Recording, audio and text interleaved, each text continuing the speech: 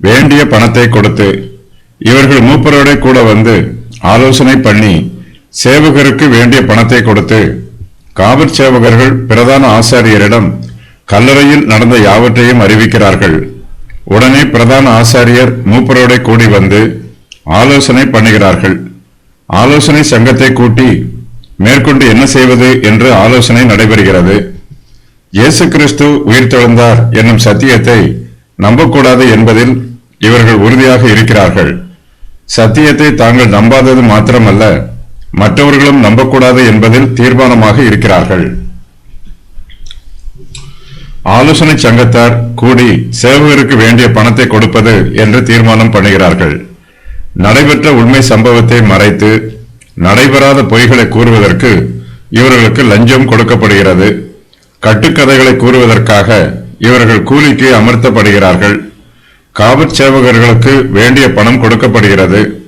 வேண்டிய பணம் என்பது அதிகமான பணமாகும். பிரதான ஆசாரியர் பணத்தின் மீது ஆசை வைத்திருக்கிறார்கள். இவர்களைப் போலவே காவல் சேவகர்களும் பணத்தை நேசிக்கிறார்கள். சத்தியத்தை புரட்டி போடுவதற்கு இங்கு பணம் பயன்படுத்தப்படுகிறது.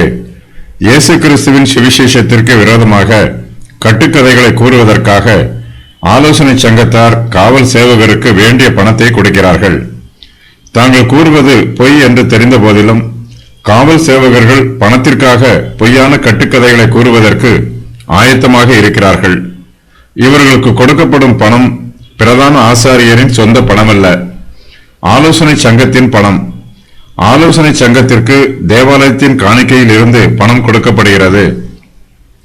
கர்த்தருடைய காணிக்கை பணத்தை பிரதான ஆசாரியர் தவறான வழியில் செலவிடுகிறார்கள்.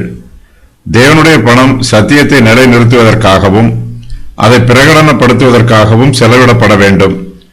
ஆனால் இங்கோ சத்தியத்தை மறைப்பதற்காகவும் பொய்யை பிரகடனப்படுத்துவதற்காகவும் கர்த்தருடைய பணம் செலவிடப்படுகிறது. தீய காரியங்களுக்கு நமது பணத்தை செலவிடக்கூடாது. பிரதான ஆசாரியரும் மூப்பரும் சேவகருக்கு வேண்டிய பணத்தை கொடுத்தார்கள். எவ்வளவு கொடுத்தார்கள் என்று தெரியவில்லை. இயேசுவின் கல்லறையை சுமார் 12 சேவகர்கள் முதல் 72 சேவகர்கள் வரை காவல் புரிந்திருக்க வேண்டும். 3 மணிக்கு ஒரு தடவை சேவகர்கள் மாற்றப்படுவார்கள். ஒவ்வொரு பிரிவிலும் 4 சேவகர்கள் இருப்பார்கள். 3 நாட்களாக காவல் புரிந்தார்கள். சேவகர்கள் பணத்தை வாங்கிக் கொண்டு அவர்கள் சொன்ன பிரகாரமாகவே பொய் கூறினார்கள். இது பாவமான செயல். இவர்கள் இயேசு கிறிஸ்துவிடம் மனம் திரும்பி வந்தால் அவர் அவர்களை நிச்சயமாகவே மன்னிப்பார்.